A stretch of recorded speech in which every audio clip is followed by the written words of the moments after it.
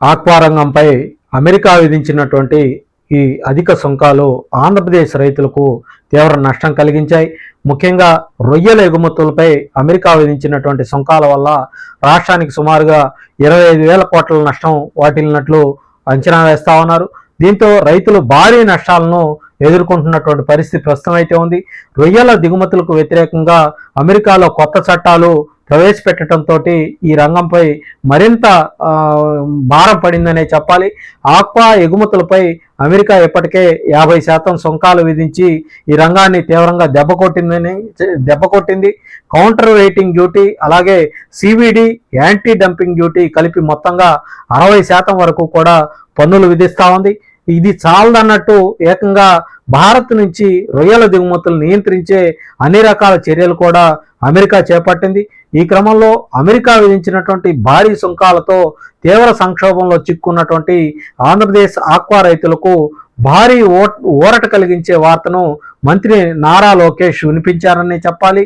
భారత రొయ్యల దిగుమతికి ఆస్ట్రేలియా ప్రభుత్వం ఆమోదం తెలుపుతూ కీలక నిర్ణయం తీసుకుంది. చాలా కాలంగా వైట్ స్పాట్ వైరస్ కారణంగా మన రొయ్యలపై ఉన్నటువంటి అడ్డంకులు ఈ నిర్ణయంతో తొలగిపోయాయని చెప్పాలి. ప్రస్తుతం ఆస్ట్రేలియా పర్యటనలో ఉన్నటువంటి ఏపీ ఐటీ విద్యాశాఖ మంత్రి నారా లోకేష్ ఈ శుభవార్తను ఎక్స్ వేదికగా పంచుకున్నారు. ఈ పరిణామంపై లోకేష్ ఒకంత హర్షం కూడా వ్యక్తం చేశారు.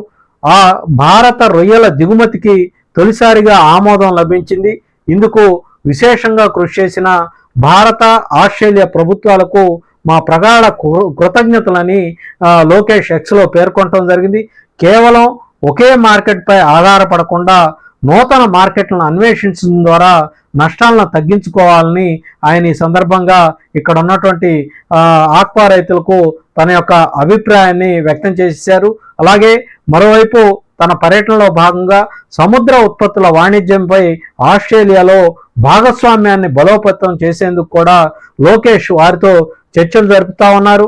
సీ ఫుడ్ ఇండస్ట్రీ, అలాగే ఆస్ట్రేలియా సంబంధించి అక్కడ ఏ విధంగా ఉంది, అక్కడ ఆస్ట్రేలియాలో ఉన్నటువంటి సిఇఓ వెరుకాని పాపకోస్టాలో ఎంగేజ్మెంట్ మేనేజర్ జాస్మిన్ కెలార్తో కూడా ఆయన సమావేశమయ్యారు.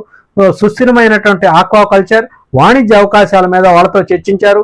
భారత సముద్ర ఉత్పత్తుల ఎగుమతుల్లో 60% వాటాతోటి ప్రస్తుతం ఆంధ్రప్రదేశ్ అగ్రస్థానంలో ఉంది. 2024-25లో $7.4 బిలియన్ ఎగుమతులు ప్రస్తుతం ఉన్నాయి. గత గణాంకాలను పరిశీలిస్తే మన దేశం నుంచి అమెరికాకు ఆక్వా ఉత్పత్తులు భారీగానే ఎగుమతయ్యాయని చెప్పాలి. 23-24లో 60,524 కోట్ల ఆక్వా ఎగుమతులు జరిగాయి. అమెరికాలకు 20,892 కోట్ల విలువైనటువంటి ఉత్పత్తులు అమెరికాకు వెళ్ళాయి. ప్రధానంగా అందుట్లో అమెరికాకు పంపిన వాటిలో రొయ్యలే ఎక్కువగా ఉన్నాయి. అంటే ఎగుమతుల్లో 90.30% రొయ్యలే ఉన్నాయని చెప్పాలి. మొత్తం సముద్ర ఉత్పత్తుల ఎగుమతుల్లో ఎక్కువగా రొయ్యల వాటానే ఎక్కువగా ఉంది. అందుకనే ఆంధ్రప్రదేశ్ రొయ్యల ఎగుమతుల్లో అగ్రస్థానంలో ఉంది. 2023-24లో విశాఖపట్నం, కాకినాడ, కృష్ణపట్నం పోర్టుల నుంచి 19,700 కోట్ల విలువైనటువంటి 3.43 లక్షల టన్నుల రొయ్యలను ఎగుమతి చేశారు. ప్రస్తుతం ఆస్ట్రేలియా పర్యటనలో ఉన్నటువంటి మంత్రి నారా లోకేష్ అక్కడ సముద్ర ఉత్పత్తుల మార్కెట్ను స్వయంగా పరిశీలించారు. వారి మార్కెటింగ్ విధానాలను కూడా ఆయన అడిగి తెలుసుకున్నారు. గ్రేట్ ఆస్ట్రేలియన్ సీ ఫుడ్ పేరుతోటి సొంత బ్రాండ్ను సృష్టించి తమ ఉత్పత్తులను ప్రీమియం మార్కెట్కు తీసుకెళ్లడంలో ఆస్ట్రేలియా సక్సెస్ అయింది. ఆ విధానాన్ని లోకేష్ ఎంతగానో ఆకట్టుకుంది ఆయన్ను. ఆస్ట్రేలియా తరహాలో ఏపీ సీ ఫుడ్ పరిశ్రమకు అవసరమైనటువంటి పూర్తి స్థాయి మద్దతు అందిస్తామని కూడా ఇవాళ లోకేష్ తోటి అక్కడ ఉన్నటువంటి ఆస్ట్రేలియాకు సంబంధించినటువంటి అధికారులు హామీ ఇచ్చారు.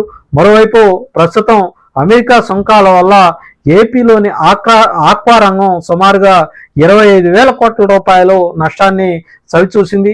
50% ఎగుమతి ఆర్డర్లు పూర్తిగా రద్దయిపోయినాయి.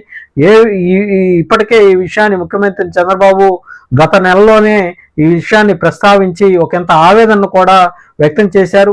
ఆక్వా రైతులను ఆదుకోవాలని కోరుతూ ఆయన ఇప్పటికే కేంద్ర మంత్రులు నిర్మలా సీతారామన్, పీయూష్ గోయల్, రాజీవ్ రంజన్ సింగ్లు కూడా లేఖలు కూడా రాశారు. అమెరికాపై ఆధారపడకుండా యూరోపియన్ యూనియన్, అలాగే దక్షిణ కొరియా, సౌదీ అరేబియా వంటి దేశాల్లో స్వేచ్ఛా వాణిజ్య ఒప్పందాలు కుదుర్చుకోవాలని కూడా ఆయన కేంద్రాన్ని తన లేఖ ద్వారా కోరటం జరిగింది.